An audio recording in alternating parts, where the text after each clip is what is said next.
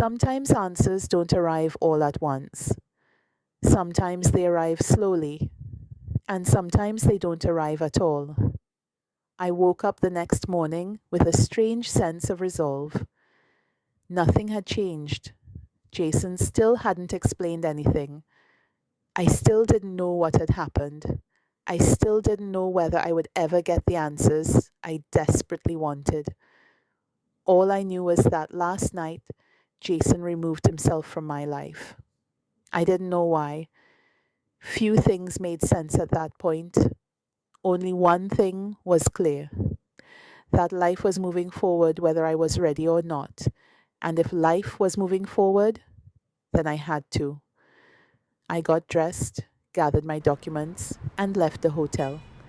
Today, I was going to the university. For the first time since arriving in London, I wasn't going there as a visitor. I was going there as a student. The bus ride felt different. For the first time, I paid attention to the city around me. People rushing to work, cyclists weaving through traffic, students carrying backpacks and coffee cups. London seemed permanently in motion. Everyone appeared to know exactly where they were going. I envied that certainty.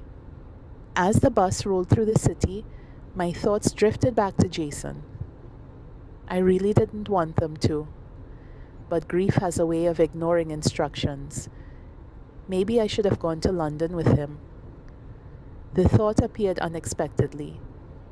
Maybe he thought I didn't want to be with him. Maybe he felt abandoned. Maybe he became lonely.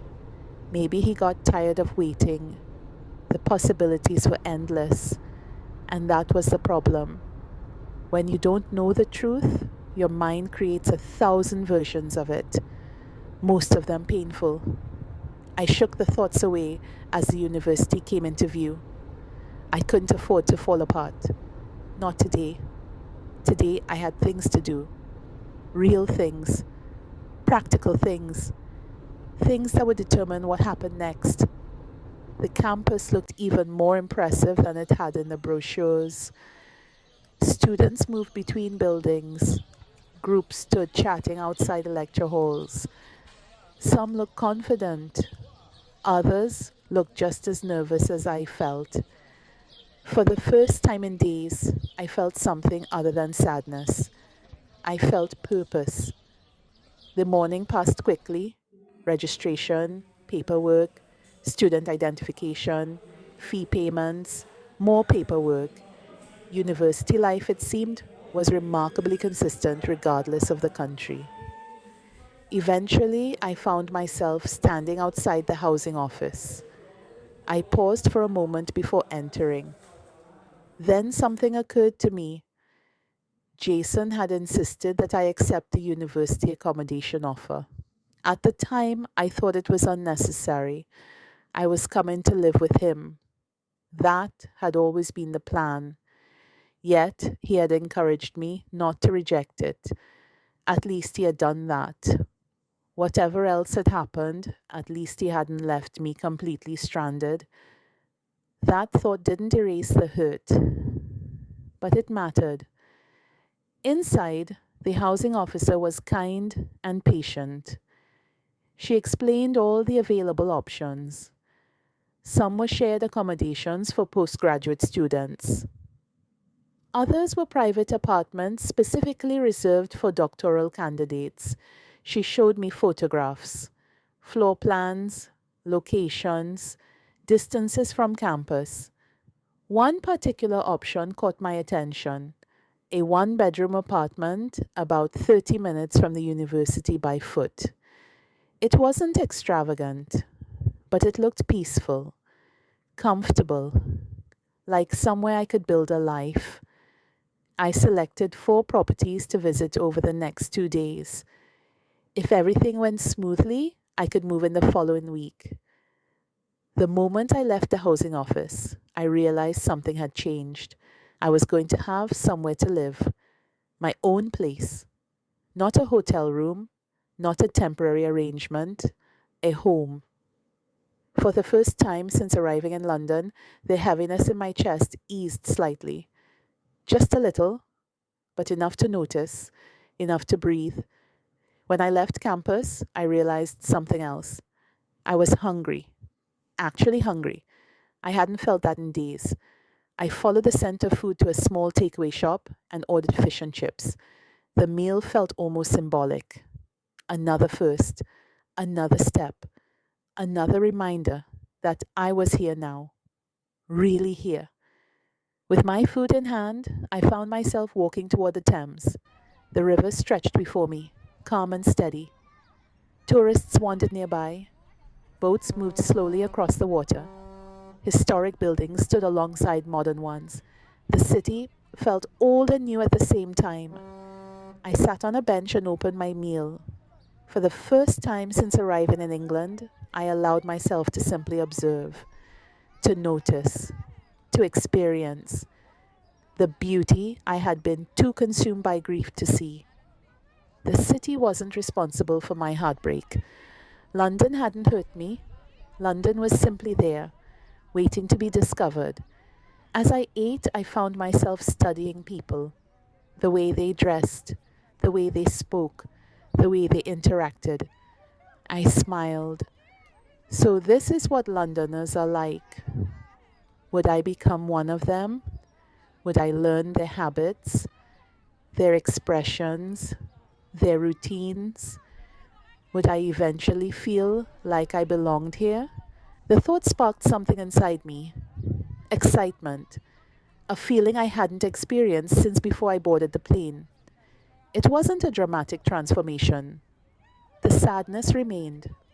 The uncertainty remained. But for a few moments, something else existed beside it. Possibility. I sat quietly watching the river, watching the city, watching a future I couldn't yet imagine. Then a couple walked past, hand in hand, laughing softly together. The sight hit me like a physical blow. The pain returned instantly, sharp, unexpected, a reminder that it was all still there beneath the surface. The loss, the confusion, the unanswered questions. I looked away and stared out at the water. Healing, I realized, wasn't a straight line. One moment I was hopeful. The next I was hurting. One moment I was imagining a future. The next I was mourning the one I thought I would have. But maybe that was okay. Maybe moving forward didn't require leaving the pain behind. Maybe it simply meant carrying it while continuing to walk. As the afternoon sun began to fade, I stood up and started the journey back to the hotel. Tomorrow I would visit apartments. Soon I would have a place of my own. Soon classes would begin. Soon this city would feel a little less unfamiliar. And for the first time since arriving in London, I found myself looking forward to something. Not Jason, not answers, not explanations, my own future, whatever it turned out to be. And that felt like a beginning. The apartment wasn't perfect. It wasn't luxurious. It wasn't even what I had imagined for myself when I first started planning my move to England. But the moment I stepped through the front door holding the keys in my hand, it felt like the most beautiful place I had ever seen. I stood quietly in the doorway and looked around. The living room was bright and welcoming, with large windows that allowed sunlight to spill across the floor. The kitchen was surprisingly spacious, with enough room to cook properly and enough counter space to spread out without feeling cramped. But what I loved most was what waited beyond the kitchen. Glass doors opened into a small backyard. There was a patio table and a few chairs sitting neatly outside. I immediately imagined summer evenings spent there with a book, a cup of tea, and nowhere I needed to be. For the first time since arriving in London, I smiled without forcing it. This was mine. Not a hotel room, not temporary accommodation, not a place I was borrowing. Home. I walked slowly from room to room, the bedroom, the bathroom, the living room, then back to the kitchen. My footsteps echoed slightly through the empty space. A week ago, the emptiness would have frightened me. Now it felt different. It felt like possibility. As I stood in the middle of the living room, an unexpected feeling washed over me. Pride. Not because my life had worked out according to plan. It hadn't. Not because I was happy. I wasn't. The sadness was still there. The questions were still there. The hurt was still there. But despite everything, I had done this.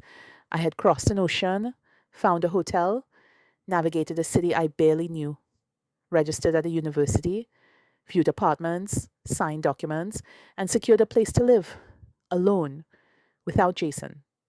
The realization surprised me. For so long, every version of my future had included the word we. We would find a place. We would build a home. We would create a life together.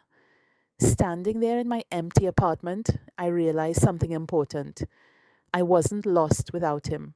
I was hurt, heartbroken, confused, disappointed, but I wasn't lost. I could still find my way. The thought settled quietly inside me, like a small flame refusing to go out. For the first time in weeks, I felt strong. Not completely, not permanently, just enough. Enough to take the next step. I grabbed my handbag and headed back outside. After all, a home doesn't become a home by itself. The supermarket became my next adventure. I wandered slowly through the aisles, examining products I had never seen before. I filled my trolley with practical things first: laundry detergent, dishwashing liquid, cleaning supplies, toilet paper, paper towels, the boring things that suddenly felt important because they were for my home. Then I moved into the food section. What should I cook? The answer surprised me: pasta. For some reason, I wanted pasta. It wasn't something I grew up eating regularly. It wasn't comfort food from home. Yet, that afternoon it felt exactly right. Maybe it was simple. Maybe it was familiar enough without being familiar. Or maybe it was a sign that I was beginning to absorb pieces of this new culture and make them my own. Whatever the reason, pasta won. I bought spaghetti, garlic, onions, tomatoes, herbs, and a few other ingredients. Nothing complicated, just enough for a good meal. Back at the apartment, I unpacked everything. I carefully placed items into cupboards and drawers. With each item, the apartment felt a little less empty, a little more lived in, a little more mine. Soon I was standing in the kitchen preparing dinner. The process felt comforting: chopping onions, crushing garlic, stirring sauce, waiting for water to boil. The familiar rhythm calmed my thoughts. As the aroma filled the apartment, I found myself thinking about the months ahead. There was so much ahead of me, so much to learn, so much to experience. For the first time, those thoughts excited me more than they frightened me. The pasta was finally ready. I plated it carefully and carried it into the living room. Nothing fancy, just a simple meal. My first meal in my own apartment. Now it was time to see what British television had to offer. I landed on a British sitcom I had never seen before. 5 minutes later, I was smiling. 10 minutes later, I was laughing. I couldn't remember the last time I had laughed like that. Not politely, not because someone else was laughing, not because I was trying to hide pain. A genuine laugh, the kind that arrives unexpectedly, the kind that reminds you you're still alive. The pain was still there, the questions were still there, but they were no longer the only things there. Maybe I would be okay. Not today, not tomorrow, not all at once, but one day. Maybe I really would be okay.